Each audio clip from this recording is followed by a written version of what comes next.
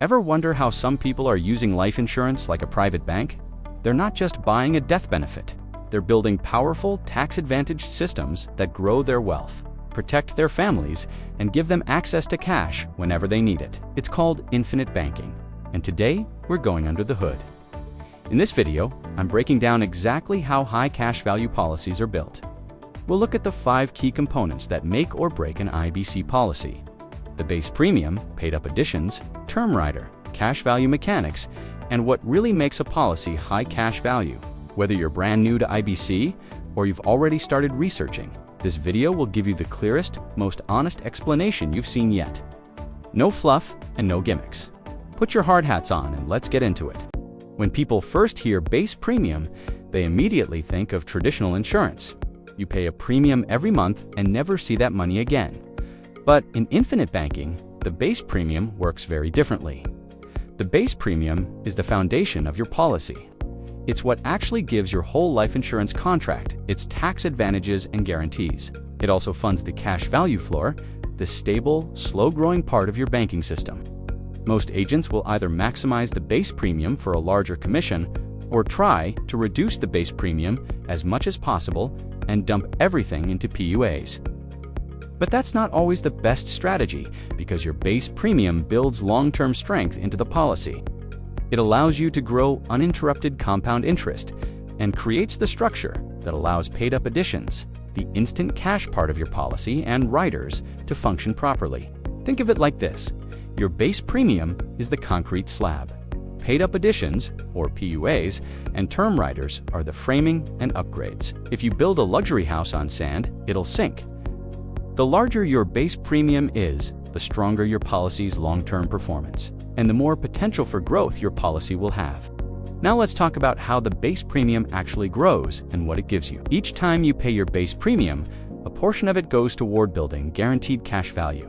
This is money you can borrow against tax-free and still earn compound interest on the full amount as if you never touched it. Let's say your base premium is $500 per month. In the early years, maybe $200 goes towards cash value, while the rest covers the cost of insurance and guarantees. But every year, the portion going to cash value increases and it snowballs over time. By year 4 or 5, your cash value begins growing faster than the premium you're paying in. That's when the real power kicks in, especially when combined with PUAs and riders. Also, don't forget the death benefit. The base premium is what locks in your death benefit, which continues to grow alongside your cash value. So you're not just building wealth while you're alive, you're also setting up a tax-free legacy for the next generation. This isn't lost money like term insurance. It's liquid capital you control, money that works for you now and later. So how much base premium should you have in your policy? This is where strategy comes in. You want to find the sweet spot, which is enough base to give your policy strength, guarantees, and tax advantages, but not so much that it slows down early cash growth. A common approach is 40% base, 60% PUAs. That means 40% of your total premium goes to base, and the other 60% to cash value and riders. But it really depends on your goals. Are you looking for early access to cash? Are you focused on long-term growth? Is estate planning a priority? Or are you looking for passive income? Here's a real example. One of my clients has a $10,000 annual premium. We structured $4,000 of that to base and $6,000 to PUAs. After the first year, he'll have around $6,500 in accessible cash value. By year 5, his policy is primed to generate over $12,000 a year in new cash value growth. That's more than he's even paying into it. The base premium made it all possible. It laid the legal and financial groundwork for the policy to perform like a private bank, one that pays him to use his own money. The base premium isn't something to avoid, it's something to optimize. Because when structured correctly, it becomes your financial engine, the rock-solid core of your banking system. Here's where the magic happens in an IBC policy. You've got your base premium, which is the minimum amount you need to pay to keep your death benefit in force. But on top of that, you can make extra contributions called paid-up additions, or PUAs. Think of PUAs like fuel injections into your policy's growth engine. Every dollar you put into a PUA buys fully paid-up life insurance. That means it doesn't carry any ongoing cost, like your base premium. Most of that money, often 90 to 98 cents on the dollar, goes straight into your cash value, accelerating your policy's growth. Without PUAs, you'd be waiting years for your policy to break even. But because of them, you can often access 60 to 85% of your money in year one, and your policy becomes self-sustaining much faster. And the best part, PUAs also grow your dividend potential. The more cash value you have, the more dividends you receive. And those dividends can buy even more PUAs, creating a snowball effect of compounding growth. PUAs are the most flexible and strategic component of your IBC policy. And they're what truly separates a high-performance policy from an average one. The amount you can put into your PUAs is governed by IRS limits. Specifically, the Modified Endowment Contract Line, aka the MEC limit. As long as you stay under that limit, your policy will retain its tax-free growth and loan capabilities. Most well-designed policies will have this flexibility baked in, meaning you can choose how much of that money you want to invest in your policy each year. For example, a policy might allow $4,000 base and up to $12,000 in PUAs. And you choose how much of that $12,000 you want to use. This gives you control over your tax-free growth.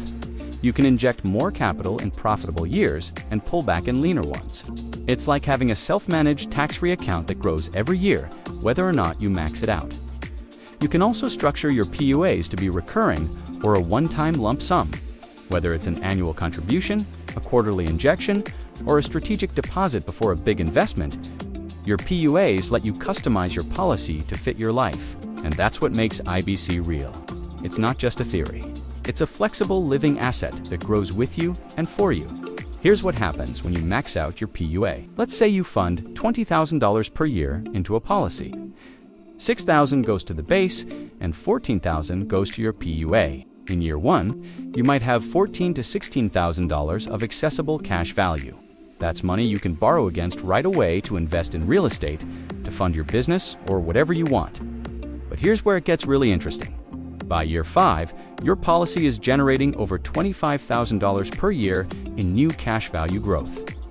That's more than you're putting in. And that's all thanks to your PUA. The more PUA you pay early, the more your cash value compounds later. And that growth becomes exponential. This is why people use PUA to buy income-producing assets, to fund policy loan arbitrage strategies, to refinance credit card debt or business debt, or to just stack cash in a tax-free compound growth bucket. The bottom line, PUA turns your life insurance policy into a private vault that earns, stores, and multiplies your money while keeping it liquid and under your control. The term rider is one of the most powerful components of an IBC policy, but it's also one of the most misunderstood. Here's the deal. When you make large contributions to a whole life policy, the IRS sets limits on how much you can put in.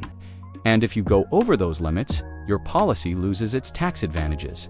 That's where the term rider comes in. A term rider temporarily increases the death benefit of your policy at a very low cost.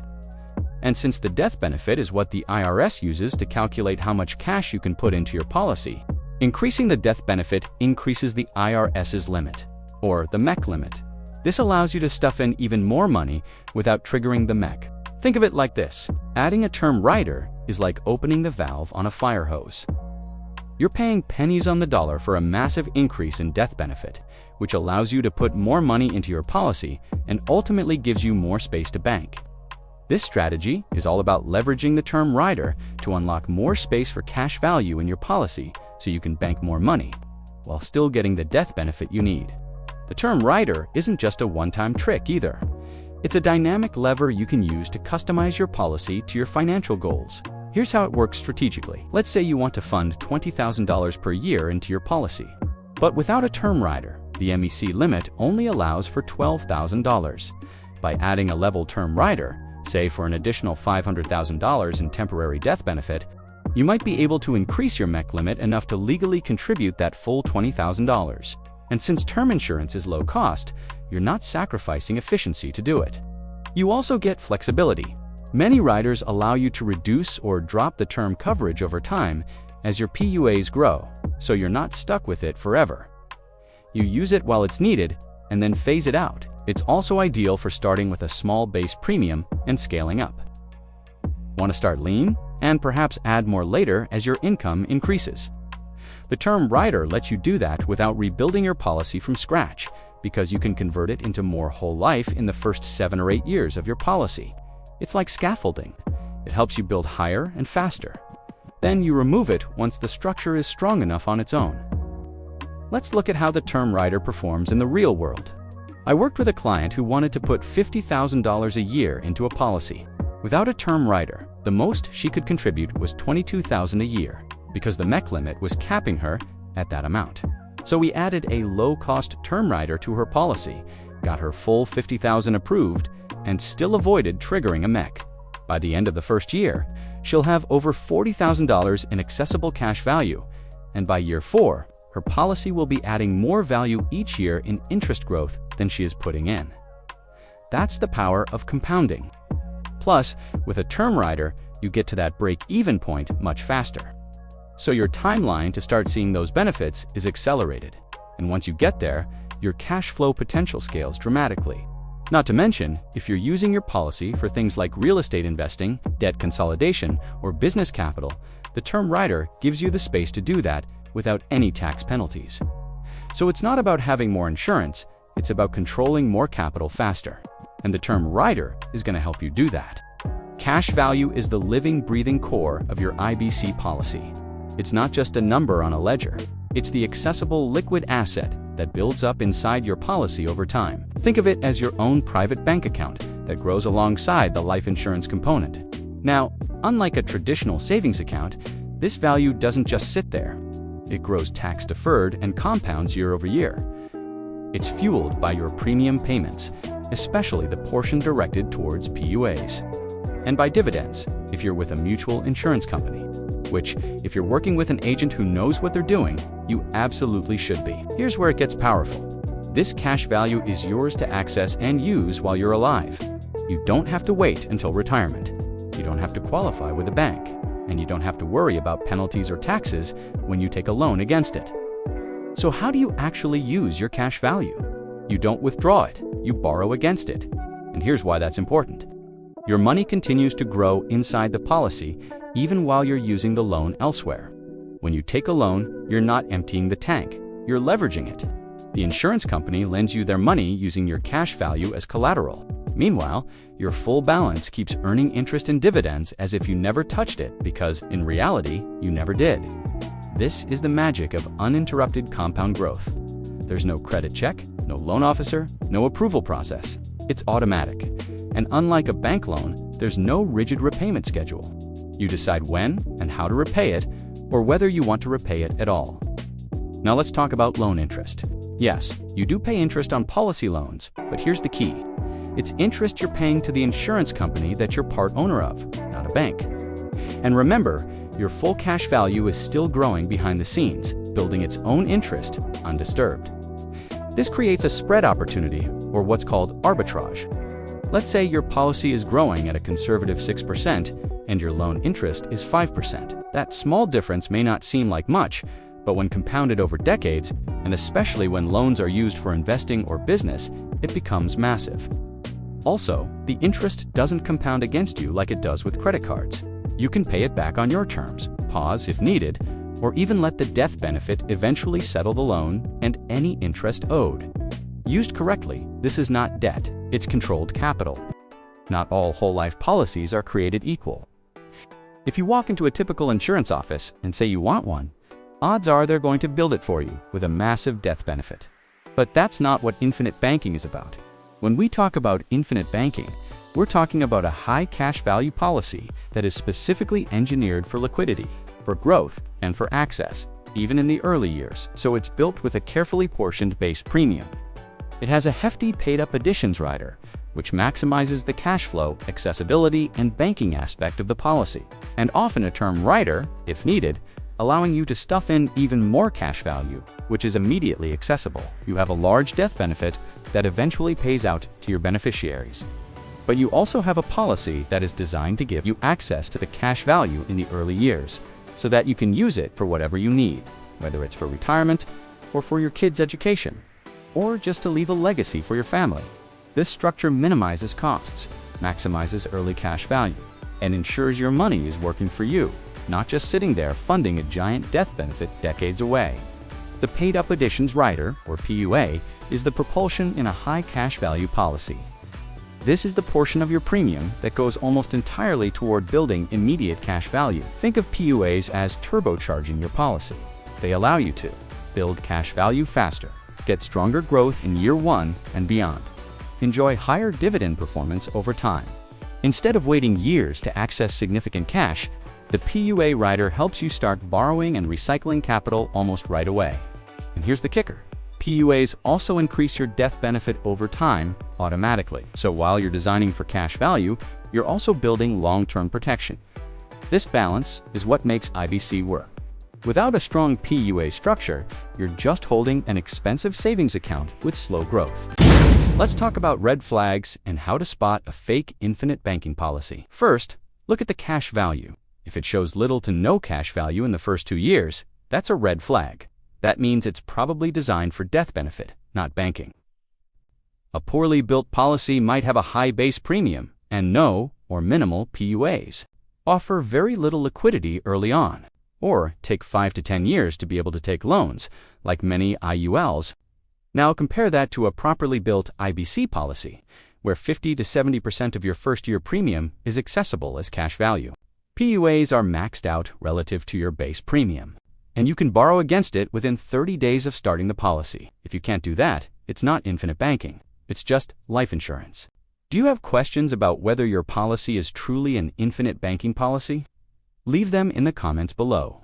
When you structure a policy the right way, low base, high PUAs, proper riders, you're not just buying life insurance. You're building a strategic, self-sustaining financial system. Real people use this system to pay off credit cards and never go back to using them again.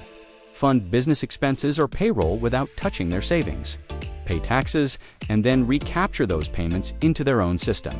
Finance, cars, weddings, college, or even real estate deals, while still building interest on all of it. And every time that money flows through your policy, your system grows. You gain control, liquidity, privacy, and flexibility that a 401k, savings account, or credit card will never give you. You've seen how the inner workings fit together. Now imagine putting it all to use in your own life, one financial decision at a time, and finally breaking free from the debt trap. If you're serious about putting this system to work in your life, here's what to do next. Step 1. Download the free IBC Starter Guide. It breaks down everything we've covered today, visually and clearly, so you can finally see how this works in your own world, and then use the infinite banking concept to grow it. Follow us for more tips on how to do just that. Step 2. Book a free strategy call. We'll take a look at your current financial picture and map out a custom plan using infinite banking to help you reach your goals faster and with more control than you thought possible. You'll find both links in the description and in the pinned comment below. This is BreakLoose Financial, helping you break free from the debt cycle and take control of your financial destiny. Thanks for watching.